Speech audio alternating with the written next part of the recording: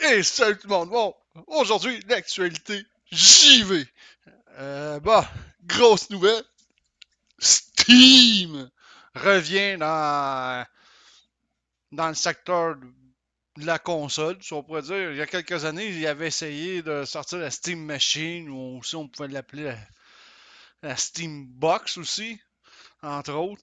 Mais ça n'avait pas marché parce que c'était des ordinateurs, c'était extrêmement cher. Le moins cher était 800$, ça pouvait aller jusqu'à 1800$ à l'époque. Fait qu'ils se sont plantés avec leur Steam Machine et leur Steam, tu sais, et leur Steam OS et ainsi de suite. Il y avait même sorti une manette. Ça a été un désastre aussi de ce côté-là. Fait que là, ils reviennent en force avec la Steam Deck.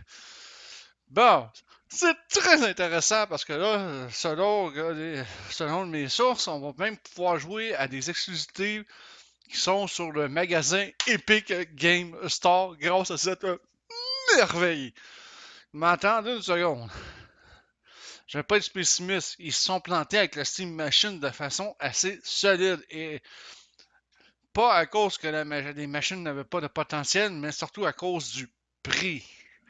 C'est le prix encore là dans ce cas-ci, il peut rester un peu problématique.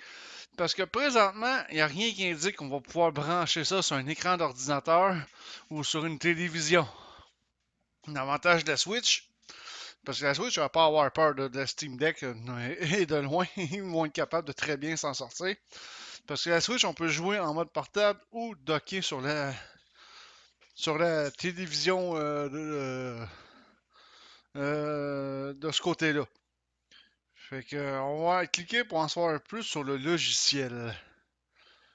Fait que le logiciel, bon ben, cette nouvelle page réunit tout ce que vous aimez sur Steam. Bon, ok. Fait que le logiciel, ça ressemble à du logiciel, comment dire, un OS de Steam, un peu. Ça pourrait aussi être un peu du Windows, mais ça ressemble beaucoup à un OS que Valve a développé pour ça. Les caractéristiques sont quand même assez intéressantes. Il y a un trackpad ici. C'est ça qui me fait peur. Les trackpads comme digital, il y en avait sur la manette de Steam à une certaine époque et c'était de la calice de marde. Pour être honnête, là, c'était vraiment, mais vraiment de la marde. De ce côté-là, j'espère qu'ils vont améliorer la technologie des trackpads. Ok. Euh, bouton Steam, des haut-parleurs. Un accès rapide. Deux joysticks. Une croix multidirectionnelle, affichage, il y a même un micro, même deux micros. Évidemment, il y a le L3, R3. Évidemment, le A, B, X, Y, comme qu'on retrouve sur toutes les machines. Ventilateur, port USB-C, sûrement pour recharger la machine. Ça, c'est pour voir l'état de la batterie, le volume. Prise casque. Bouton L2, L1, R1, R2. Il y a même R4, R5, L5, L4. C'est quand même assez bien équipé comme machine de ce côté-là. Bon, c'est pas. Ah, puis on peut même mettre une micro SD. Ça, c'est ce qui est génial. De ce côté-là, c'est ce qui m'inquiétait le plus. Mais là, on le voit, on peut mettre une micro SD euh, de ce côté-là, il n'y a aucun problème. Les caractéristiques, évidemment, c'est du AMD sous l'architecture Zen 2. C'est un petit peu décevant. J'aurais préféré avoir du Zen 3 de ce côté-là. Mais c'est un APU en architecture Zen 2. Évidemment, ça va être un quad-core avec 8 trades. Cadencé à la base à 2.4. Il peut monter jusqu'à 3.5 GHz. Jusqu'à 448 teraflops. Ou j'ai en tout cas de bande passante de ce côté-là. Fait que je ne sais pas trop. Le processeur graphique, ça sera pas. G-Flop, là, ça, je me suis mélangé. Le G-Flop, c'est pour le processeur. C'est quand même pas pire. La carte graphique, 1.6 teraflop, FP32. C'est quand même not too bad. De ce côté-là, ça remplit quand même très bien ce que ça peut faire. Mais n'oubliez pas qu'à force que les jeux vidéo, que les jeux vont sortir, c'est un problème de compatibilité avec cette machine-là pourrait donner problématique dans 3 ou 4 ans probablement parce qu'ils visent beaucoup les jeux PC de ce côté-là. Fait que la RAM c'est 16 GB LDDR5. La LDDR5, ça, j'avais pas encore mis mes connaissances à jour. On va aller voir ça. Tout de suite, ouais, je sais, je suis sur Microsoft Edge. Ok, Google. Bon, c'est de la mémoire qu'on retrouve beaucoup dans les téléphones. Entre autres. Beaucoup, beaucoup, beaucoup. Puis, ça consomme pas beaucoup, fait que je suis content de le savoir. Parce que moi, je travaille en informatique, je travaille pas dans le secteur des télécommunications, des téléphones de ce côté-là. Bordel, j'ai l'air climatisé qui fonctionne dans ma pièce, mais tu sais, mon père, quand il a rénové la pièce, il a mis un beau luminaire en haut, tu sais, mais trois ampoules de 60 watts, tu sais, quand il fait une grosse chaleur dehors, l'air climatisé ne fournit pas dans la pièce. À cause que il y a un petit peu trop de wattage de lumière, tu sais. Déjà que deux lumières, c'est 120 watts. Et que pour 180 watts, genre de jus en lumière qui me plombe dessus. Fait que j'ai tout le temps chaud dans ma pièce quand il s'agit de chaleur de ce côté. Bon, le modèle de base va avoir un disque dur EMC de 64 GB, PCI Gen 2. Ça, c'est pour le modèle d'avant. C'est un petit peu décevant parce que ce genre de disque dur-là, on les retrouve dans les tablettes et dans les téléphones cellulaires aussi. C'est plus lent qu'un disque dur SSD ou un disque dur M2 de ce côté-là, tandis que le modèle 256 GB, là, on a vraiment un bon disque dur M2, genre SSD, de 256 GB. C'est pas la toute dernière génération dans le PCI Express, c'est la Gen 3, mais quand même. Puis, on va avoir de ultra rapide 512 GB en PCI Express Gen 3 aussi. Fait que le modèle de base, c'est un petit peu décevant. Moi, j'aurais mis peut-être un 128 GB SSD. Mais d'après moi, ils ne voulaient pas tuer non plus leur milieu de gamme à 256 GB. Parce que sinon, le 128 GB serait beaucoup mieux vendu. En plus, on peut même l'expansionner avec une micro SD de ce côté-là. Fait qu'on a un écran qui est 1280 par 800 pixels. Malheureusement, c'est pas du full HD de ce côté-là parce que le format c'est 16:10. C'est que ça ne jouera pas les jeux en 1080p comme un ordinateur de frais en général. Euh, Loin de là. C'est vraiment, ça c'est un petit peu décevant par contre. Moi je m'attendais plus à un vrai écran 1080. Un vrai écran full HD de ce côté-là. En plus c'est un 7 pouces. L'écran, c'est pas si gros que ça comme écran, c'est quand même bien. Taux de rafraîchissement 60 Hz, tactile oui. Il y a quand même un capteur de luminosité ambiante. C'est quand même pas pire de ce côté-là. Il y a du Bluetooth. Évidemment, le Wi-Fi. Un microphone, il y a deux microphones comme j'ai montré. Il y a la prise casque. Évidemment, le chargeur en USB-C pour recharger. C'est dans ça qui va servir le port USB-C sur la console portable. Batterie de 40 watts qui dure entre 2 et 8 heures d'autonomie, tout dépendant du jeu. Ouais, ça aussi c'est un petit peu décevant. Moi j'aurais aimé avoir au moins une moyenne de 4 heures d'autonomie. Avec ça, au moins, on pourrait mettre peut-être 3 heures en moyenne d'autonomie. Là, ils disent de 2 à 8 heures. C'est sûr, si je joue à des petits jeux, ça va pouvoir durer facilement 8 heures, mais si vous jouez genre à Horizon Zero Dawn là-dessus, euh, ça risque de peut-être durer 2 heures, peut-être moins. Comme j'ai dit, carte SD compatible, SDHC, SDXC, parfait. Mais on peut pas le connecter sur le téléviseur de ce côté-là. Bon, ok. Ici, c'est de quoi? C'est quoi ici? Une station d'accueil. Ah, ils vont sortir la station d'accueil. Là, on va peut-être répondre à plusieurs questions. Avec la station d'accueil qu'on va payer séparément, en plus, tout pour faire de l'argent. Tandis qu'avec la Switch, le dock vient avec la Switch. On peut jouer directement à sa télé quand même. Fait que, c'est déjà ça de prix. Il y a un Steam Deck, bon, plutôt une docking station, avec lequel il va avoir un DisplayPort 1.4 et un HDMI 2.0. Ça, on va pouvoir brancher la console sur un écran, sur une télé. C'est bien, on va pouvoir jouer sa télé, mais vendu séparément de ce côté-là. Fait que, ouais, puis l'alimentation, prise d'alimentation, pass-through USB-C. Puis en plus, on va pouvoir avoir un port Internet, Ethernet avec le docking station. Bon, moi, l'affaire qui fait le plus mal, c'est ça, c'est les prix en canadien. J'habite au Canada. 500$ pour 64 GB avec un étui de transport.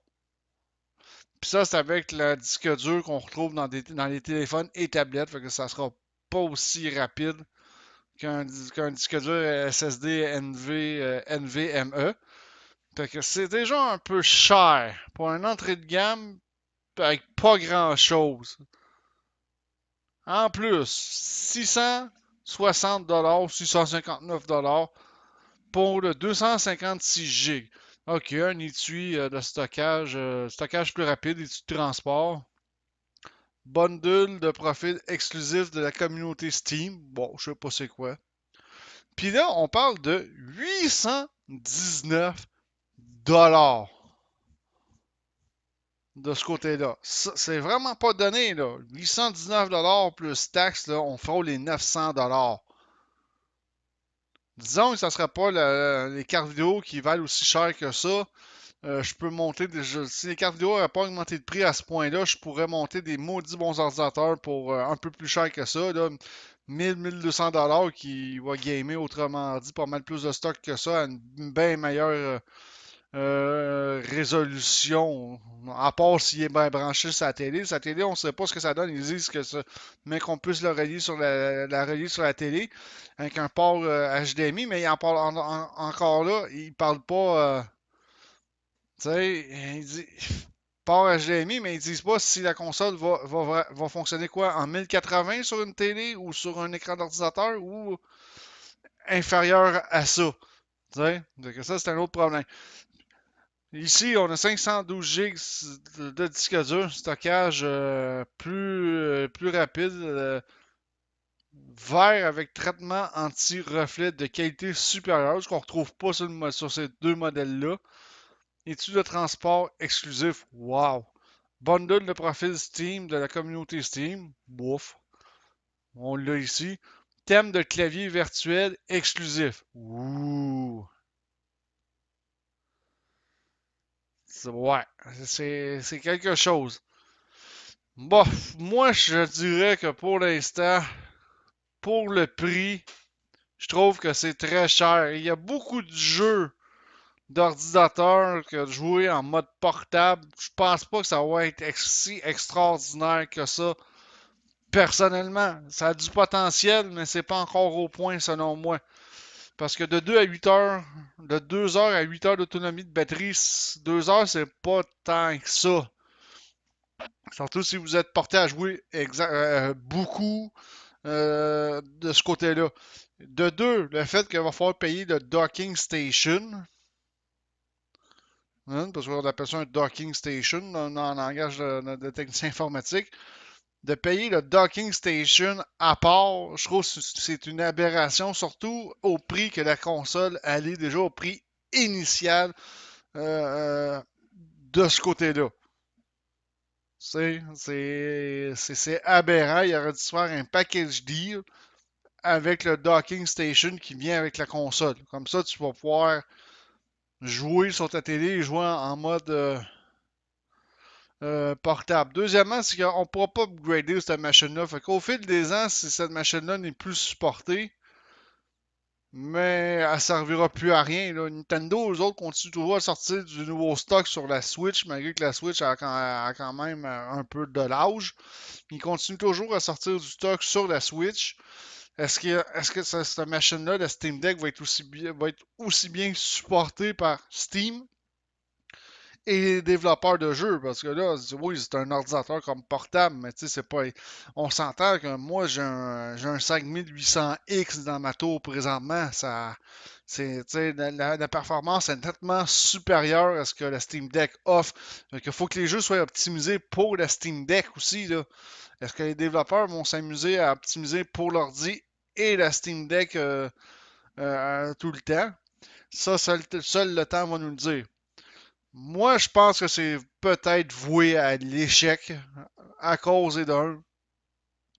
du prix. C'est extrêmement cher. Pour 659$, on peut avoir une bonne Xbox Series X, on peut avoir une PS5, on peut avoir, même pour moins cher, une Nintendo Switch de ce côté-là.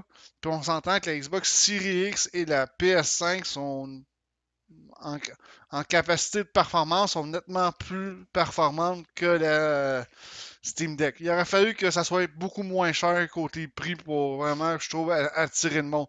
Parce qu'à date, les sondages que j'ai participé, puis moi j'ai voté non, je ne me la procurerai pas. Dans les sondages, le non menait largement comparé au monde qui ont dit j'en veux une.